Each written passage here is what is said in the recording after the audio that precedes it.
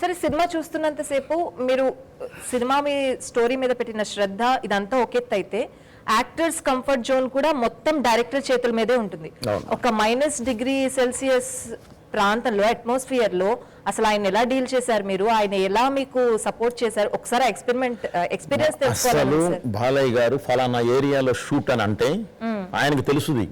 ఎందుకంటే ఈరోజు జస్ట్ గూగుల్లో పెట్టి ఏంటి ఇక్కడ పరిస్థితి ఏంటి అని అంటే ఎన్ని డిగ్రీస్ ఉంది, ఏముంది, ఏ టైంకి ఏమొస్తుంది, క్లారిటీ చార్ట్ ఉంటుంది. ఆయన దాని గురించి ఆయన అడగరు, డైరెక్ట్గా వస్తారు. ఎందుకంటే ఆయన మమ్మల్ని అంత నమ్ముతారు. వెళ్తున్నాం కదా, ఉంటుంది చలి ఉంటుంది, కానీ బోయపాటి ఏదో కేర్ తీసుకుంటాడు, డైరెక్టర్ ఏదో తీసుకుంటాడు, లేదంటే నన్ను అక్కడ అంత దీనిలో తీసుకెళ్ళరు అనేది ఆయనకు ఉంటుంది. కానీ చలి ఉంటుంది, గోవా గెటప్. సో కొంతవరకే క్లాతింగ్ ఉంటుంది, మిగతా అంతా వేయడానికి వీల్లేదు. సో అలాంటప్పుడు ఏంటంటే ఎటువైపు నుంచి అయితే విండ్ వస్తుందో అటువైపు నుంచి ఏది పంప్ చేయాలి. నంబర్ 1. నంబర్ 2, మీరు ఎన్ని జర్కిన్స్ కానీ ఎన్ని వేసుకున్నా సరే ఆగని చలి వీబూదిలో వీబూదితో ఒక హీట్ జనరేట్ అవుద్ది. మొత్తం బాడీ అంతా వీబూది ఉన్నప్పుడు హోల్స్ అన్ని క్లోజ్ అయిపోతాయి. ఓకే, అది క్లోజ్ అయినప్పుడు మీకు చలి ఎక్కువ తగలదమ్మా. ఉంటుంది, అసలు ఉండదని కాదు, గ్యారంటీ బాగా ఉంటుందమ్మా, కానీ అంత ఇది రాదు. దానికి తగ్గట్టు అది ప్లస్ ఇది పంప్ చేయడం అన్నీ కూడా. ఇది కొత్త విషయం నేర్చుకున్నారు ఇవాళ. అంటే చలి ఉన్నప్పుడు విభూది రాసుకుంటే వాళ్ళు అన్నీ త్యజించిన వాళ్ళు అంత చలిలో కూడా అక్కడ ఉండాలి అని అంటే నాట్ ఓన్లీ దట్, అది వాళ్ళు భక్తితో చేసే ఇది. బట్ మనకు సైంటిఫిక్గా న్యాచురల్గానే హోల్స్ అన్ని క్లోజ్ అయిపోయినప్పుడు నీకు చలి లోపలికి వెళ్ళదు. సార్ ఎన్ని డేస్ అక్కడ షూట్ చేశారు సార్? 25 days. హిమాచల్ అలా అని కాదమ్మా, మొత్తం ఆ సేతు హిమాచలం అంటాం. సో ఈ చివరి నుంచి ఆ చివరి వరకు కూడా వెళ్ళాం హిమాచలం. భారతదేశం మొత్తంలో చేసామ్మా. అసలు మనం ఇటువైపు నుంచి ఉత్తరాఖండ్ దగ్గర నుంచి మనం స్టార్ట్ అయితే యాజ్ ఇట్ ఈజ్ మొత్తం అంతా కాశ్మీర్, హిమాచల్ ప్రదేశ్, ఇటువైపు లే, లదాఖ్ బోర్డర్ వరకు, ప్యాంగ్యాంగ్ లేక్ వరకు కూడా వెళ్ళామ్మా. ప్యాంగ్యాంగ్ లేక్ వరకు వెళ్తే ఒక ఇన్సిడెంట్ అది మాత్రం మర్చిపోలేదు. అక్కడికి వెళ్తే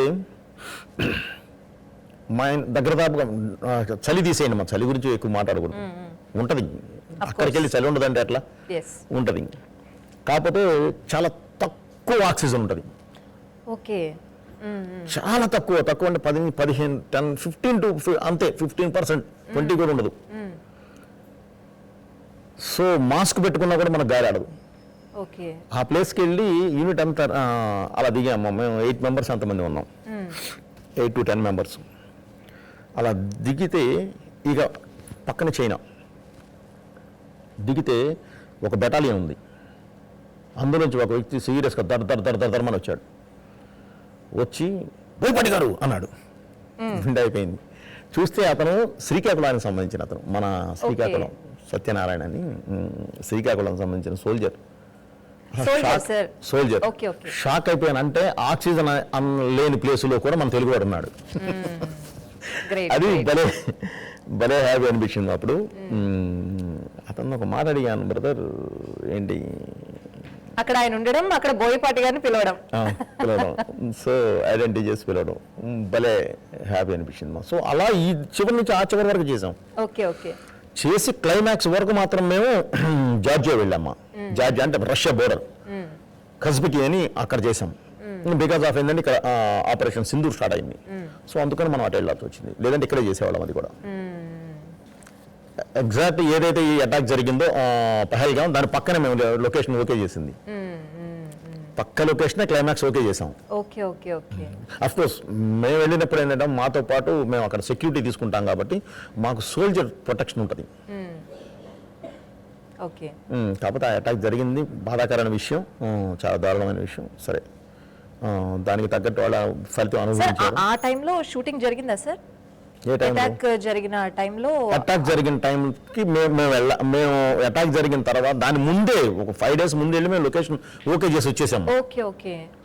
తర్వాత అటాక్ జరిగింది. అటాక్ జరిగిన తర్వాత ఇక మనకు అక్కడ పర్మిషన్స్ మొత్తం అంతా వద్దండి, మేము వేరే స్టెప్ తీసుకోబోతున్నాం, మీరు వెళ్ళిపోండి. అది